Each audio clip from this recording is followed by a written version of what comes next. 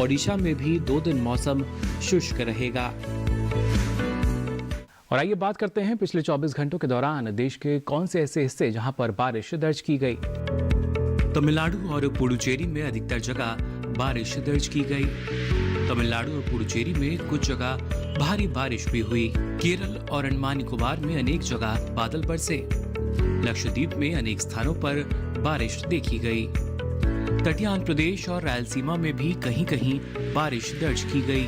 दक्षिण कर्नाटक के अंदरूनी हिस्सों में भी कुछ जगह पानी बरसा। पूर्वी मध्य प्रदेश में भी कुछ स्थानों पर बारिश दर्ज की गई।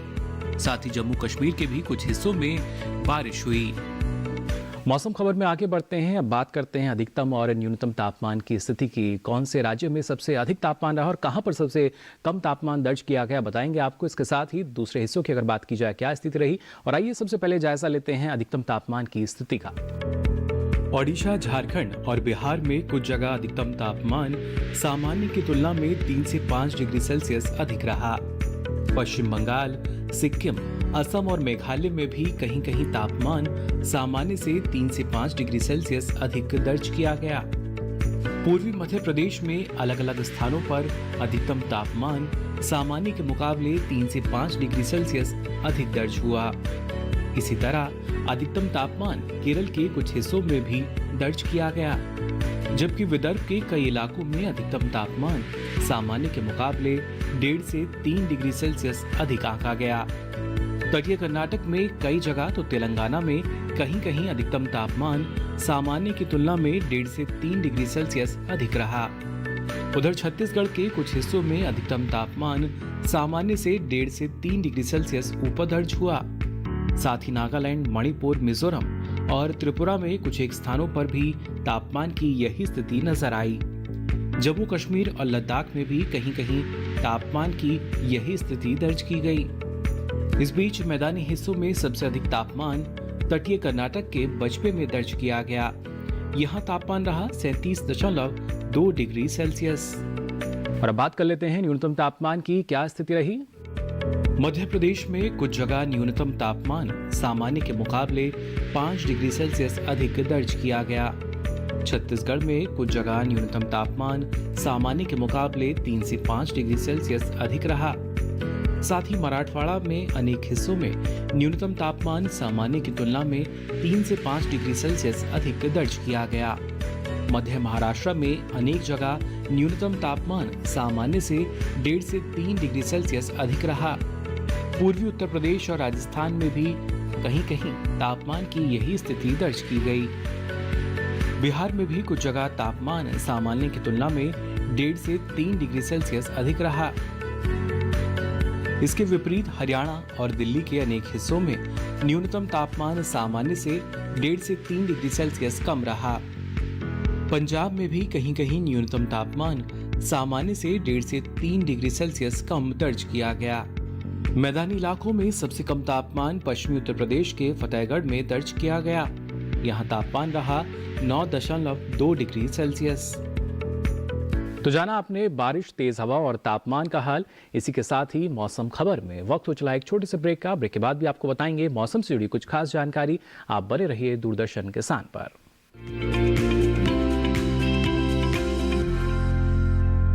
ये विशाल है ना, इसका सब प्रॉपर चलता है। कल उसके बैंक अकाउंट में 15,000 रुपए का फ्रॉड हुआ है, पता है? इसको तो कोई टेंशन ही नहीं होती है, देखना। टेंशन क्यों? मेरी कोई गलती नहीं थी। फिर भी फ्रॉड होने पर मैंने तुरंत बैंक को इन्फॉर्म कर दिया। आरबीआई कहता है अगर आपके अकाउंट से किसी ने धोखे से पैसे निकाले हैं तो बैंक को जल्द से जल्द इन्फॉर्म कीजिए। 3 दिन के अंदर इन्फॉर्म किया तो कोई नुकसान नहीं होगा। जितना लेट करोगे उतना ज्यादा नुकसान। और सुन, सब चलता नहीं है, प्रॉपर चलाना पड़ता है। आरबीआई कहता है जानकार बनिए, सतर्क रहिए।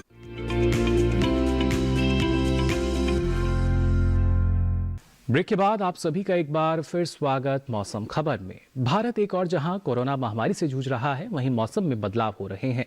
सुबह और शाम के वक्त हवा में ठंडक का एहसास होने लगा है और इस ठंडक के बीच दिल्ली और आसपास के इलाकों ने धुंधली सी चादर ओढ़ ली है। वहीं वायु प्रदूषण की अगर बात की जाए तो लगातार ये बढ़ भी रहा है। कोरोना के बीच ये प्रदूषण मरीजों के आंकड़े बढ़ा सकता है।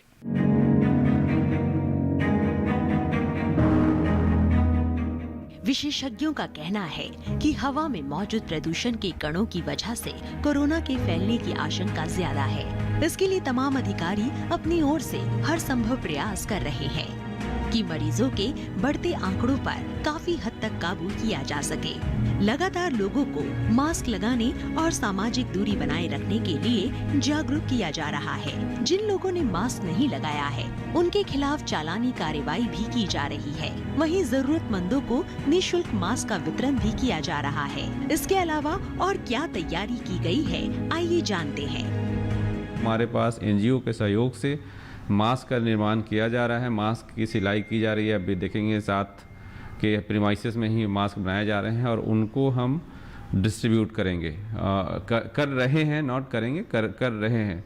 तो इसमें हमारा मेन टारगेट है जो गरीब तबके के लोग हैं और ख़ास कर बुजुर्ग लोग हैं और सीनियर सिटीजन हैं, उनको भी हम लोग मास्क डिस्ट्रीब्यूट करते हैं। इससे एक फ़ायदा ये केवल नहीं है कि हम उनको मास्क दिला दिया, अवेयरनेस भी आती है लोगों में कि भाई जब सरकार इतना कर रही है तो उनका भी कोई कर्तव्य है और लोग मोटिवेट होते हैं। तो ये हमारा स्ट्रेटजी है। दिल्ली और आसपास के इलाकों में अक्टूबर-नवंबर माह में प्रदूषण की समस्या विकराल रूप ले लेती है, जिसका एक कारण पराली जलाना है।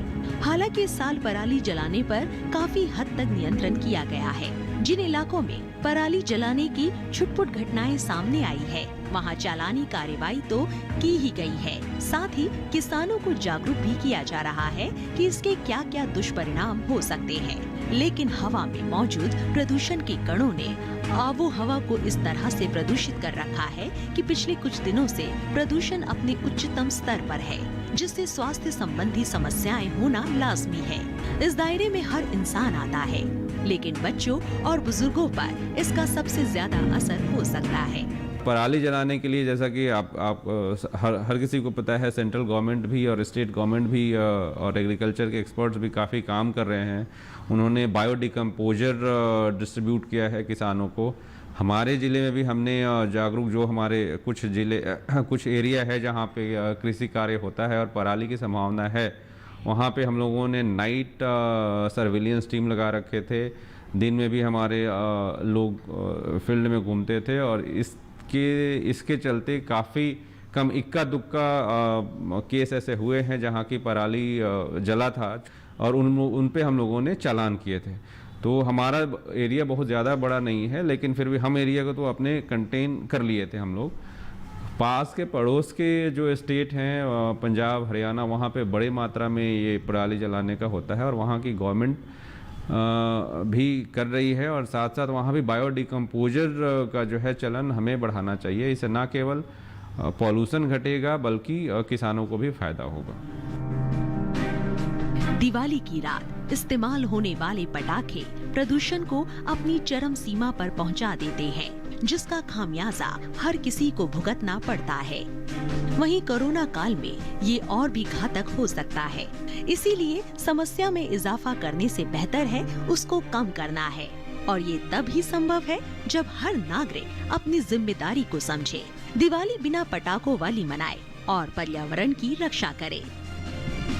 वहीं डॉक्टर का कहना है कि कोरोना और प्रदूषण से बचाव के लिए मास्क का इस्तेमाल करें, भीड़ वाले स्थानों में जाने से बचें, साथ ही थोड़ी थोड़ी देर में हाथ साबुन से साफ करते रहे, क्योंकि सावधानी में ही सुरक्षा है।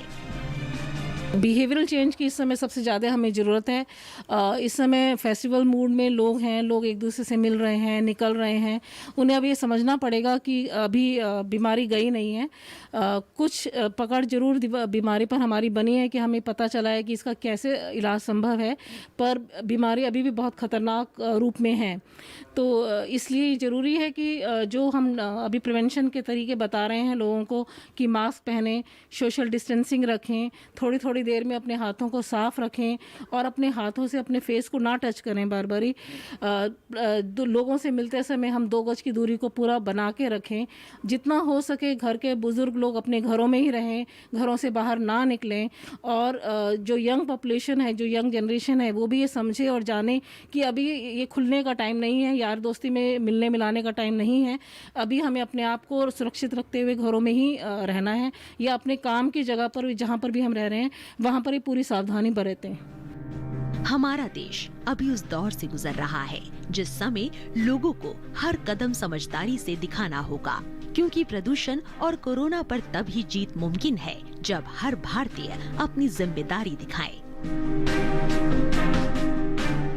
और आइए अब आगे बढ़ते हैं। आज की फसल में बात करते हैं रबी फसल की, मेथी की। जी हाँ, रबी में आप कई फसलें लेते हैं, लेकिन मेथी की अगर आप खेती करना चाहते हैं तो आपको किन किन बातों का ख्याल रखना होगा, किस तरह की सावधानी अपनानी होगी। और खासतौर से राजस्थान, मध्य प्रदेश, गुजरात, पंजाब, उत्तर प्रदेश की अगर बात करें तो इन राज्यों में अच्छी बुआई यहाँ हमारे किसान करते हैं मेथी की, लेकिन इसके साथ साथ किस तरह का प्रबंधन आप अपना सकते हैं अच्छी उपज के लिए, आइए इसके लिए नजर डाल लेते हैं इस खास रिपोर्ट पर।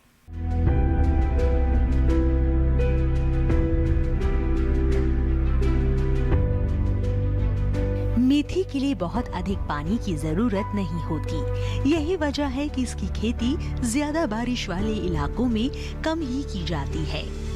वैज्ञानिकों का ये भी कहना है कि जिन खेतों में मेथी लगी हो उनमें जल निकासी की उचित व्यवस्था होनी चाहिए। इसकी बुआई के लिए दोमट या बलुई दोमट मिट्टी सबसे उपयुक्त होती है। बुआई से पहले खेत को अच्छी तरह जोते और मिट्टी को भुरभुरा बना ले। साथ ही पाटा लगाकर खेत को समतल कर ले।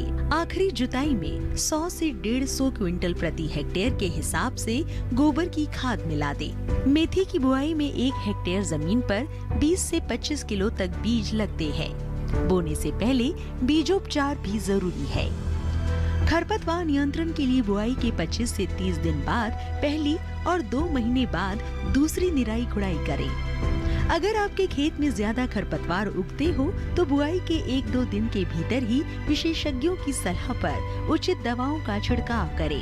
ऐसा करने से खरपतवार जमते नहीं हैं। जहां तक बीमारियों का सवाल है तो मेथी में उकठा रोग, पाउडरी मिल्ड्यू यानी चूर्णिल आसिता रोग हो सकता है। इसे ग्रामीण भाषा में दहिया भी कहा जाता है। इसके अलावा मेथी को डाउनी मिल्ड्यू यानी मृदोरोमिल आसिता और पत्ती पर धब्बा रोग लगने की आशंका रहती है। इन पर बीजोपचार के जरिए ही नियंत्रण हो जाता है। सब्जी के लिए उगाई गई मेथी की 4-5 बार कटाई होती है, जबकि बीज के लिए उगाई गई मेथी की पत्ती को 2 से 3 बार ही काटते हैं। बीज के लिए फसल मार्च में पककर तैयार हो जाती है। 1 हेक्टेयर में 90 से 100 क्विंटल तक सब्जी ली जा सकती है, जबकि बीज वाली मेथी से 15 से 20 क्विंटल सब्जी और 12 से 15 क्विंटल तक दाना लिया जा सकता है।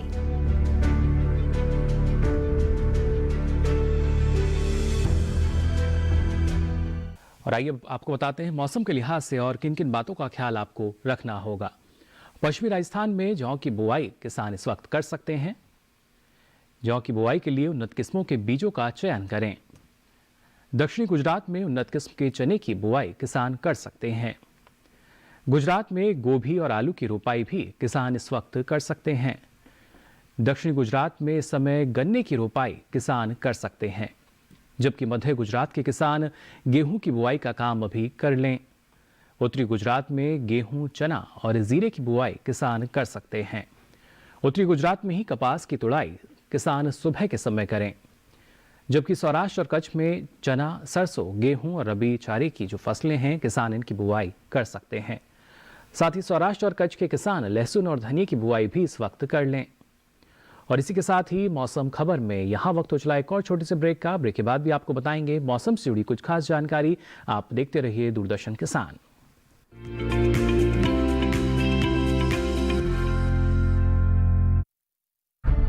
विपदा कोई भी हो, पर किसान है सुरक्षित। AIC है ना। भारत सरकार द्वारा स्थापित फसल बीमा विशेषज्ञ कंपनी।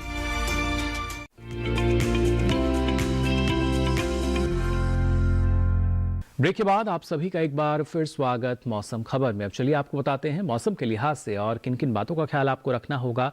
खासतौर से मध्य प्रदेश के झाबुआ पहाड़ी इलाके में सोयाबीन की किसान कटाई कर सकते हैं।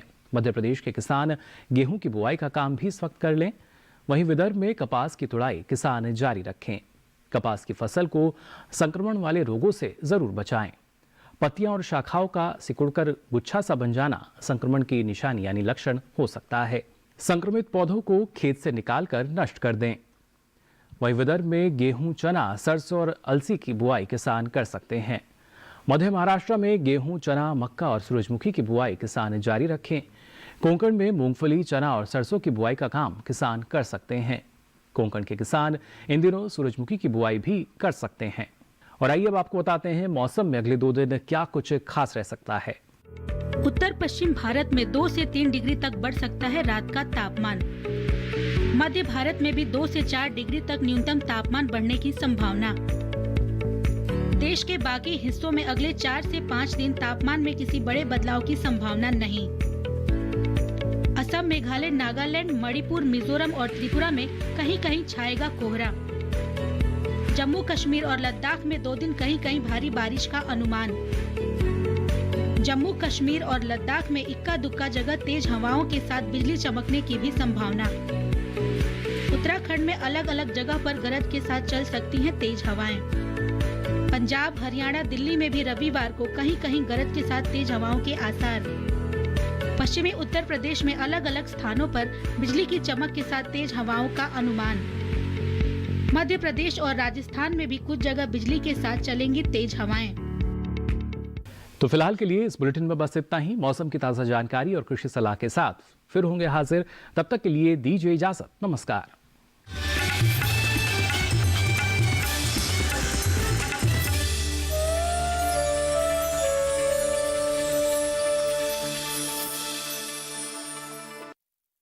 मौसम खबर के प्रस्तुतकर्ता थे agriculture insurance company of India limited. संपन्न भारत की पहचान, बीमित फसल, खुशहाल किसान।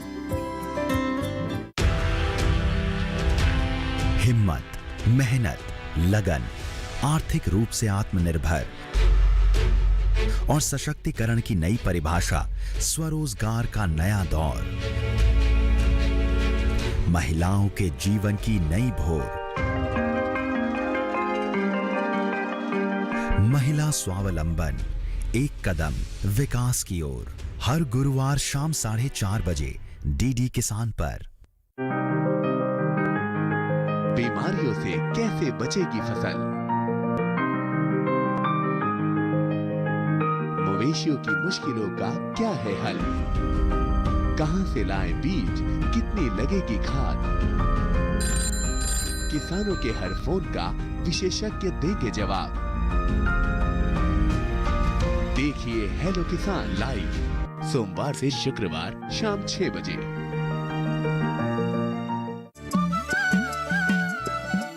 बेड़ियों को तोड़ती, रूढ़ियों को छोड़ती, सशक्तिकरण को ओढ़ती महिलाएं, समाज में भरते प्राण, युवा अरमान, ग्रामीण धरती के कोने कोने में आई एक नई पहचान, पिछड़ी व्यवस्था को चीरकर देती नई उड़ान, पूर्वोत्तर में सरकारी प्रयासों के विकास की नवधारा।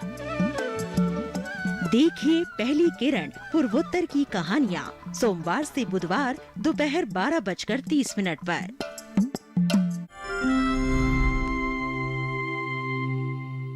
औरैया जिले के विकास खंड भाग्यनगर स्थित परवाहा गांव में प्रमुख रूप से धान, गेहूं और मक्का की खेती होती है। परवाहा क्षेत्र में पुरुषों के साथ महिलाएं भी खेती और पशुपालन में बढ़ चढ़कर हिस्सा ले रही हैं। यहीं की एक महिला किसान हैं, गीता देवी, जिन्होंने वैज्ञानिक तरीके से खेती करके इस क्षेत्र का नाम रोशन किया है। परवाहा गांव की रहने वाली गीता देवी कृषि कार्यों से जुड़ी हुई हैं। गीता के पास पैतृक जमीन 0.8 एकड़ है, जिस पर वो साल भर खेती करती थी, लेकिन उन्हें अनाज का अच्छा उत्पादन नहीं मिल पा रहा था। इन्होंने खेती के साथ पशुपालन भी अपनाया, फिर भी इनकी माली हालत में कोई सुधार नहीं हुआ। वर्ष 2015 में इन्होंने कृषि विज्ञान केंद्र परवाहा से प्रशिक्षण लिया और उत्पादन को बढ़ाया। इन्होंने वैज्ञानिक तरीके से ऊसर भूमि का सुधार किया। ऊसर सुधार के लिए ये धान के पुआल को जलाती नहीं है। इसके प्रबंधन के लिए धान की कटाई ऊपर से करती हैं और धान के पुआल को गेहूं की बुआई के बाद पूरे खेत में बिछा देती हैं, जिससे गेहूं का जमाव अच्छा होता है और पानी की भी बचत होती है। पुआल के प्रबंधन के साथ साथ भूमि की उर्वरा शक्ति भी बढ़ती है। मैं अथवर धान काटती हूँ, पुआल को इकट्ठा कर लेती हूँ, फिर बाद में हम गेहूँ बोने के बाद पुआल को खेत में फैला देती हूँ, जिससे मेरी खेत की नमी रहे और बीज भी अच्छा जमे और इसमें खरपतवार भी नहीं होता है। गीता देवी की जमीन कृषि विज्ञान केंद्र परवाह के बगल में ही है, इसलिए गीता देवी कृषि विज्ञान केंद्र के वैज्ञानिकों के निरंतर संपर्क में रहती हैं। गीता देवी वैज्ञानिकों के सहयोग से धान की ऊसर प्रजाति CSR 36 का बीज उत्पादन कर रही हैं। ये 8 क्विंटल बीज उत्पादन कर 30 से 35 हजार रुपए अतिरिक्त आमदनी कमा रही हैं। इनके पति राजेंद्र पाल इनको कृषि कार्यों में पूरा सहयोग कर रहे हैं। CSR 36 का बीज हम धान लगाती हूँ, उसमें जो सूखे खेत में या गीले में धान हो जाता है और हमें उसमें धान में मुनाफा भी होती है। खेती के अलावा गीता देवी ने पशुपालन के क्षेत्र में भी सफलता प्राप्त की है।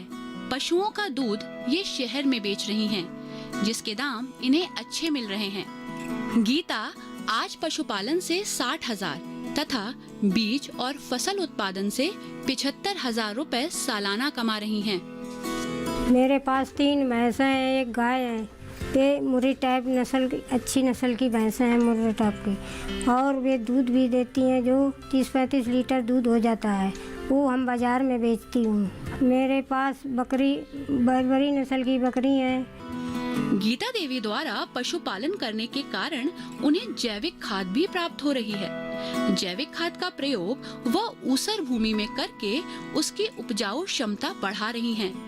उन्हें फसल उत्पादन भी गुणवत्तापूर्ण प्राप्त हो रहा है और वे रासायनिक खाद के दुष्प्रभाव से भी फसलों को बचा रही हैं।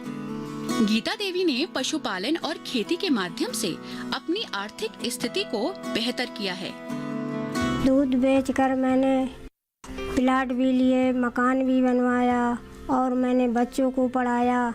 पढ़ाने के बाद और मैंने खेती भी खरीदी। उस समय 4 बीघा मेरे पास ज़मीन थी, अब इस समय 4 एकड़ ज़मीन मैंने खरीद ली है।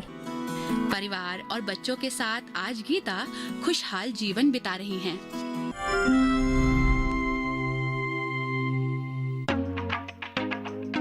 किसानों के लिए उम्मीद की नई किरण, खाद्य प्रसंस्करण, तरक्की के दरवाजे खोलता, रोजगार के नए अवसर उपलब्ध कराता, किसानों की आमदनी बढ़ाता, खेतों से बाजार तक किसानों ने की भविष्य की तैयारी। दी एग्रो फैक्ट्री हर मंगलवार सुबह 7:30 बजे सिर्फ DD किसान पर। बादलों की लुका छिपी, बारिश का हाल, बर्फ की चादर, बदलता रुख हवाओं का और मौसम के लिहाज से कैसे करें खेती, और भी बहुत कुछ सिर्फ मौसम खबर में शाम 5 बजे और 7:30 बजे। नमस्कार, मैं हूं आपके साथ श्वेता श्रीवास्तव और आज मैं आपको लेकर चलूंगी भारत के मसालों की चटपटी दुनिया में। ये वो दुनिया है जिसने सदियों से या यूं कहें सदा से विश्व की कई संस्कृतियों को अपनी ओर खींचा है।